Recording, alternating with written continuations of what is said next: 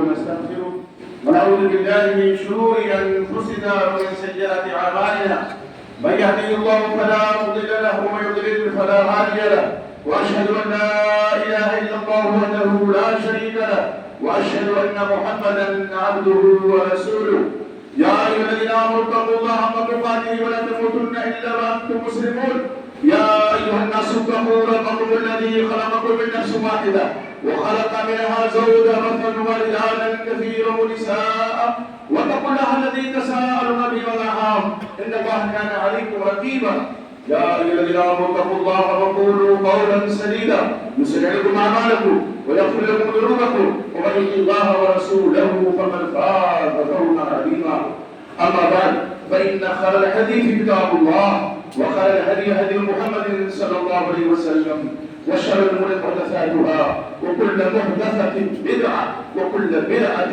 ضلاله وكل ضلاله في النار. أعوذ بالله السميع العليم من الشيطان الرجيم. بسم الله الرحمن الرحيم. يا بني آدم خذوا زينتكم عند كل مسجد وكلوا واشربوا ولا تسرفوا إنه لا يحب المسرفين. وقال النبي صلى الله عليه وسلم لا ضرر ولا ضرار في الإسلام وكما قال عليه الصلاة والسلام. اللہ رب العزت کی داعی و توصیف اور امام الانبیاء سید الاولین آخری امام اعظم محمد رسول اللہ صلی اللہ علیہ وسلم پر بے شمار درود و سلام کے بعد دین اسلام ایک ایسا دین ہے کہ جس میں وسطیت ہے، اعتدال ہے، اور دین اسلام کے جو پیروکار ہیں جن کو ہم امت محمدیہ کہتے ہیں وہ امت بھی امت وسط ہے، اعتدال والی امت ہے. اس امت میں افراط و تفریط نہیں ہے. قرآن میں اللہ تعالیٰ فرماتے ہیں وَكَذَلِكَ جَعَلْنَاكُمْ أُمَّةً وَسَطًا، اور اسی طرح ہم نے تمہیں امت وسط بنایا ہے، معتدل امت. تو ہمارے ہاں اعتدال ہے، میانہ روی ہے ہر معاملے میں، چاہے وہ عبادات کا مسئلہ ہو، معاملات کا مسئلہ ہو یا اور دیگر مسائل ہوں.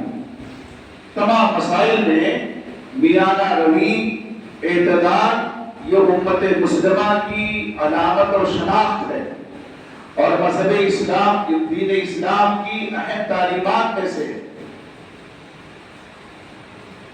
ہم دیکھتے ہیں کہ وہ تعلیم جو اللہ کے نبی محمد رسول اللہ صلی اللہ علیہ وسلم نے امت کو دی تھی، اور وہ تعلیم وسطیت کی جو قرآن میں موجود ہے، آج بہت سے لوگ اس سے غافل ہیں. ہمارے ہاں وسطیت کا عالم یہ ہے کہ کھانے پینے میں بھی اعتدال کا حکم ہے. قرآن مجید میں اللہ فرماتے ہیں وَكُلُوا وَاشْرَبُوا، کھاؤ اور پیو، وَلَا تُسْرِفُوا، اور اسراف نہ کرو. یعنی کھانے پینے میں بھی اعتدال ہونا چاہیے، حد سے زیادہ تجاوز نہیں ہونا چاہیے. اسراف کی جب بات آتی ہے تو اسراف ایک ہے اسراف اور ایک ہے تبذیر. تبذیر سے بھی شریعت میں منع کیا گیا ہے. بعض اہل لغت اسراف اور تبذیر میں تھوڑا فرق کرتے ہیں. کہتے ہیں اسراف وہ ہے کہ ایک حلال چیز ہے، جائز چیز ہے، اس میں آدمی حد سے زیادہ تجاوز کر جائے. اللہ رب العزت نے نوازا ہے تو وہ سب کو دکھنا چاہیے، لیکن اتنا نہ ہو کہ وہ کبر و غرور تک پہنچ جائے، ریاکاری تک پہنچ جائے.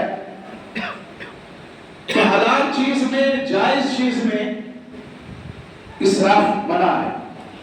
تبذیر کہتے ہیں حرام اور گناہ کی جو چیزیں ہیں اسے تبذیر کہا جاتا ہے، اور ہی زیادہ منع ہے. آپ دیکھیں قرآن مجید میں اللہ تعالیٰ سورہ اسراء میں، جس کو سورہ بنی اسرائیل کہا جاتا ہے، فرماتے ہیں وَآتِ ذَا الْقُرْبَىٰ حَقَّهُ وَالْمِسْكِينَ وَابْنَ السَّبِيلِ، جو رشتہ دار ہیں، تمہارے برابردار ہیں، ان کو ان کا حق دو، مسکینوں کو، مسافروں کو ان کا حق دو، وَلَا تُبَذِّرْ تَبْذِيرًا، اور فضول خرچی نہ کرو. تو ایک تو فضول خرچی وہ ہے جو جائز اور حلال چیز میں کی جاتی ہے، وہ بھی منع ہے. خرچی ہوا ہے جو حرام چیز میں کی جائے اس کو تبذیر سے تعبیر کیا گیا. فرمایا ان المبذرین کانوا اخوان الشیاطین، ان المبذرین کانوا اخوان الشیاطین، یہ جو حرام چیزوں میں فضول خرچی کرنے والے ہیں یہ شیطانوں کے بھائی ہیں. وکان الشیطان لربہ کفورا، اور شیطان اپنے رب کا بہت بڑا ناشکرا ہے. تم ہو جو تبذیر کا ارتکاب کرتے ہیں، ان کے بارے میں قرآن مجید کی آیت کریمہ کیا کہتی ہے؟ وہ شیطانوں کے بھائی ہیں. گناہ کے کام میں جو مال بے بہاوا خرچ کرتے ہیں، جیسے سیزن آیا ہے بتانے کی ضرورت نہیں ہے، اور ایک سیزن مسلمانوں کے یہاں بھی آتا ہے رمضان سے پہلے شعبان میں 15 شعبان کو وہ دم بازی ہوتی ہے کہ علامہ ہوتی ہے، پٹاخے کی گونج سے پوری فضا بھر جاتی ہے، دھوئیں سے مقدر ہو جاتی ہے. یہ بیماریاں تقسیم کرنے والے، یہ لوگوں کو نقصان پہنچانے والے، یہ جو مال کا ضیاع کرتے ہیں، اپنے مال کو مسلمان ہونے کے باوجود برباد کرتے ہیں، خود نہیں کرتے تو بچوں کو دے دیتے ہیں. بچے آئے اور ضد کر رہے ہیں کہ سیزن ہے پٹاخوں کا تو ہمیں داغنا ہے. ابا حضور نے کہہ دیا کہ ٹھیک ہے بیٹا جاؤ، کوئی بات نہیں ہے. ایسے لوگ اس آیت کریمہ کی روشنی میں یقیناً شیطانوں کے بھائی ہیں، اس میں کوئی دو رائے نہیں ہے. آپ صلی اللہ علیہ وسلم نے کیا فرمایا؟ لا ضرر ولا ضرار فی الاسلام، اسلام میں نہ ضرر ہے نہ ضرار ہے، نہ خود نقصان اٹھاؤ نہ کسی کو نقصان پہنچاؤ. یہ دھوئیں سے جو فضا مقدر ہو جاتی ہے اور باقاعدہ طور پہ بیماریاں اس سے جنم لیتی ہیں، جان کا بھی خطرہ ہوتا ہے.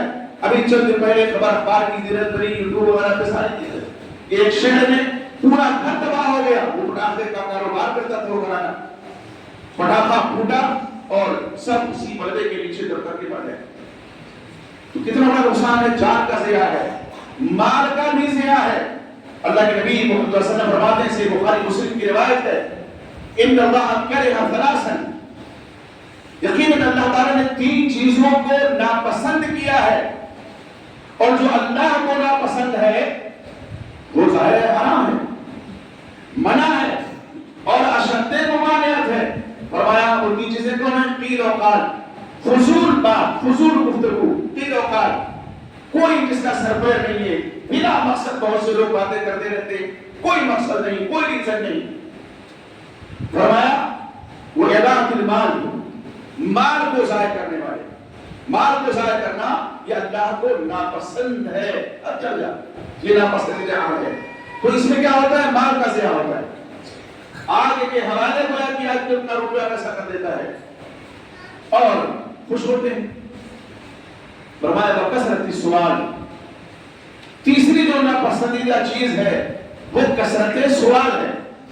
یہ 3 چیزیں اللہ رب العزت کو ہر درجہ ناپسند ہے، اور اس میں ایک چیز کیا ہے؟ اضافی مال ہے. تو کم سے کم اس میں مال کا ضیاع ہوتا ہے، مال کی بربادی ہوتی ہے، کسی کام کا نہیں. مال بھی برباد ہوا، جان کا بھی خطرہ، صحت کا بھی خطرہ ہے. تو اس میں نقصان ہی نقصان ہے، مال کا نقصان، جان کا نقصان، صحت کا نقصان، جسم کا نقصان، سارے نقصانات ہی ہے. کوئی ایک فائدے کی چیز اس میں قطعاً نہیں ہے. تب جب کوئی فائدے کی چیز نہیں ہے تو وہ چیز جائز کیسے ہو سکتی ہے؟ شراب کو اللہ نے حرام قرار دیا، وہ حرام، اس میں کوئی دو رائے نہیں ہے. اور قرآن مجید کی آیت کریمہ میں اللہ تعالیٰ فرماتے ہیں کہ اس کا جو ضرر ہے وہ اس کے نفع سے بہت زیادہ ہے. کچھ فائدہ ہے لیکن ضرر اور نقصان بہت زیادہ ہے حرام ہے شراب. اور یہاں تو نقصان ہی نقصان ہے، کوئی فائدہ نہیں. مجھے کوئی بتائے کہ بچوں کو جو آدمی دیتا ہے پیسے کے پٹاخے لا کر کے داخل گلیوں میں چوراہوں پہ اور دھوئیں سے پوری فضا کو بھر دیں، کیا فائدہ ہے اس میں؟ مال گیا، جان کا بھی خطرہ ہے، صحت کا بھی خطرہ ہے. تو اس میں خطرہ ہی خطرہ ہے، نقصان ہی نقصان ہے. تو اس لیے اللہ رب العزت نے جو فرمایا وَأْتِ ذَا الْقُرْبَ حَقَّهُ، جو رشتہ دار ہیں، قرابت دار ہیں، ان کو ان کا حق دو. آدمی کی وفات ہو جاتی ہے، نہ وہ وصیت کرتا ہے قرابت داروں کے لیے، اور نہ اس کے مرنے کے بعد اس کی اولاد جو مستحق ہیں ان تک اس کا مال پہنچاتی ہے اولاد نہیں. بیٹیاں وراثت سے محروم، بہنیں وراثت سے محروم، مائیں وراثت سے محروم، دادیاں وراثت سے محروم. وہ عورت کا پورا وجود وراثت سے محروم کر دیا جاتا ہے. کوئی کسی کا خیال نہیں کرتا. ساری جائیداد پہ اور سارے مال پہ بھائی یا بیٹے کہنے کی جو بڑھ گیا اس کے بیٹے قابض ہو جاتے ہیں. جیسے کہ ایک آدمی اگر سود خور ہے، ہم اس کو ذلیل کرتے ہیں، رسوا کرتے ہیں کہ یہ تو سود کھانے والا ہے، یہ حرام مال کھاتا ہے، سودی کاروبار کرتا ہے، اٹھتے بیٹھتے سوتے جاگتے اس کو کوستے ہیں. ایک آدمی اپنی بہنوں کی جائیداد دبا کے بیٹھا ہوا ہے، سانپ کی طرح سے کنڈلی مار کے بیٹھا ہوا ہے. وہ نمازی ہے، وہ پرہیزگار ہے، وہ روزے دار ہے، وہ عابد شب زندہ دار ہے، وہ اور بھی نیکیاں کرتا ہے، صدقات و خیرات بھی کرتا ہے، لیکن اس کی یہ نماز ہے، اس کی یہ روزے اور اس کی یہ شب بیداری اور اس کے صدقات و خیرات کے قیامت کے دن ایسے حبہ منصورہ ہو جائیں گے اور یہ پہنے کے اڑیں گی، کچھ ایک شمع برابر نہیں اس کے پاس نہیں بچے گی. تو آج دوسرے کے مال پر عائش کرنا آدمی سوچتا ہے کہ یہ بہت بڑا کارنامہ انجام دے رہے ہیں. اللہ نے فرمایا جو رشتہ دار قرابت دار ہیں، مسکین ہیں، یہ تو سبیل مسافر ہیں. اور آگے بولا تو بس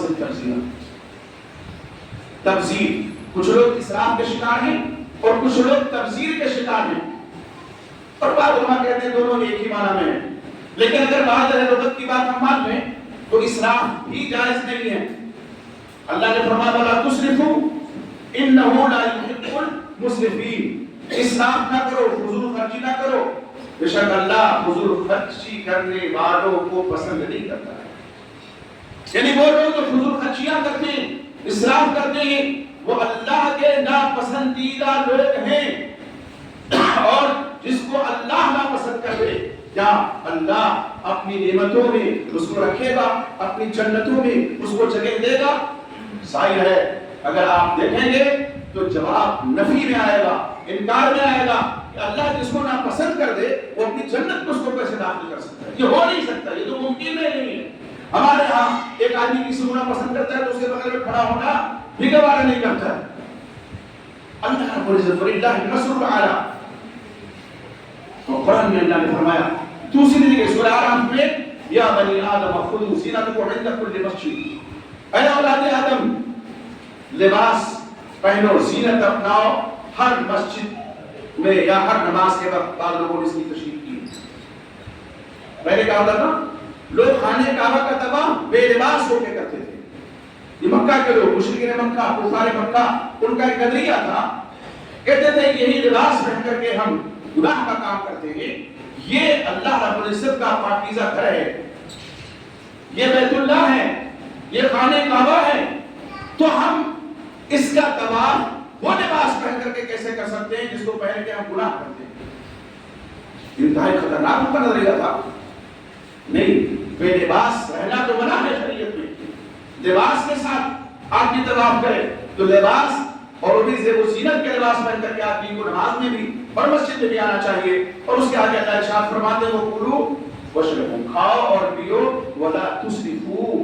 یہاں بھی اس آیت میں بھی یہی ہے، اسراف نہ کرو. اللہ مصرفین کو، اسراف کرنے والوں کو، فضول خرچی کرنے والوں کو پسند نہیں کرتے. ہمارا ایک حکیم ہے، غیر مسلم ہے، لیکن کہنے لگا کہ نیم صحیح سے رہیں تو کوئی بیماری نہیں ہوگی. ہم نے کہا کہ ہمارے قرآن نے تو 1400 سال پہلے اس سے زیادہ پہلے کہہ دیا وَاشْرَبُوا وَلَا تُسْرِفُوا، کھاؤ پیو، اسراف نہ کرو، حد تجاوز نہ کرو. یعنی نیم صحیح سے تو کھانے میں پینے میں احتیاط برتنے کا حکم ہے. آپ دیکھیں قرآن اور احادیث کی روشنی میں علماء نے لوگوں کی 3 قسمیں کی ہیں.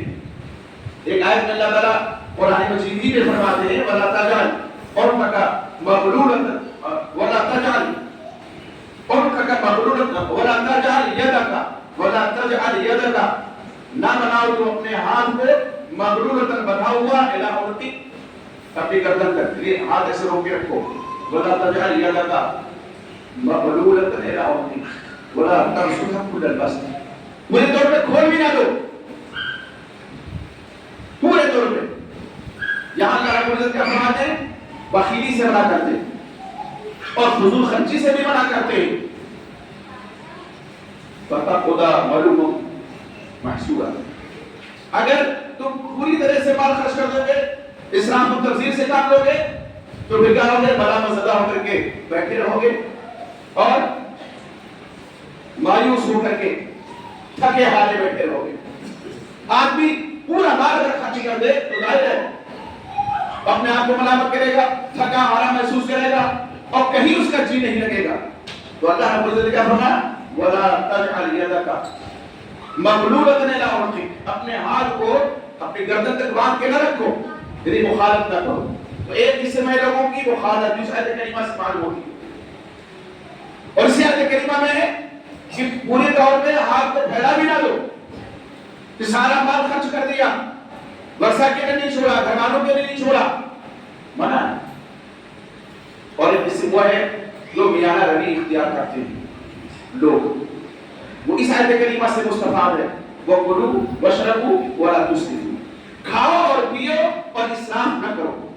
کھاؤ اور پیو اور اسراف نہ کرو، یہ اعتدال پسندی ہے، یہ میانہ روی ہے. تو تین قسم کے لوگ ہوتے ہیں. مخالفت کو بھی ناپسند کیا گیا، منع کیا گیا، حد سے زیادہ فضول خرچی کو منع کیا گیا. اور جو میانہ روی ہے، اعتدال ہے، اللہ رب العزت نے اس کا حکم دیا اور اس کے بارے میں تاکید فرمائی.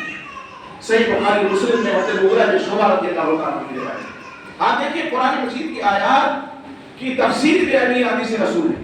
آپ صلی اللہ علیہ وسلم فرماتے ہیں ان اللہ کرہ لکم ثلاثا، جو میں نے پہلے بیان کیا، اس میں کیا ہے؟ اضاعت مال بھی ہے.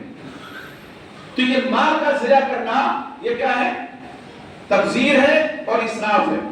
اگر تبذیر نہ بھی کہیں، اگر حلال چیز میں خرچ کریں زیادہ، تو کم سے کم اسراف اور دونوں منع ہے. ولا تسرفوا، اسراف نہ کرو. ان المبذرین کانوا اخوان الشیاطین، فضول خرچی کرنے والے، گناہ کے کام میں بے محابہ خرچ کرنے والے شیطانوں کے بھائی ہیں.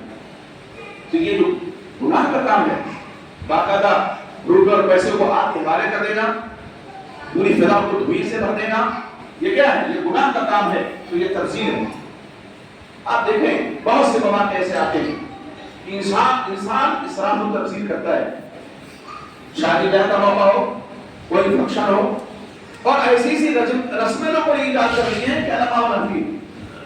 بچے نے قرآن پڑھنا شروع کیا تو اس رسم کا نام رکھ دیا بسم اللہ، اور وہ بسم اللہ ہونے جا رہی ہے. تو اب خوش و خالی کو، رشتہ داروں کو، خاندان والوں کو بلایا گیا. اب وہ کپڑے لے کے آ رہے ہیں، تحفے تحائف لے کر کے آ رہے ہیں. کہاں؟ پھر اس کے بعد آمین بھی ہے.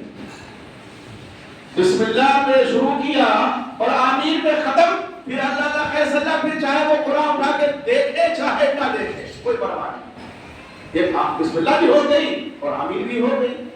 ہم نے اپنے آپ کو رسم و رواج کی بندشوں میں جکڑ لیا ہے اور یہی اللہ رب العزت کو ناپسند ہے. رسوم کی بندشوں کو توڑنے کی ضرورت ہے. آپ دیکھیے آپ کی زندگی انشاءاللہ خوشگوار ہو جائے گی، ہماری زندگی خوشگوار ہو جائے گی، سکون سے ہماری زندگیاں بھر جائیں گی اگر ان تمام رسوم و رواج کو ہم ختم کر دیں گے. شادی میں اتنی فضول خرچی ہوتی ہے کہ مت پوچھیے.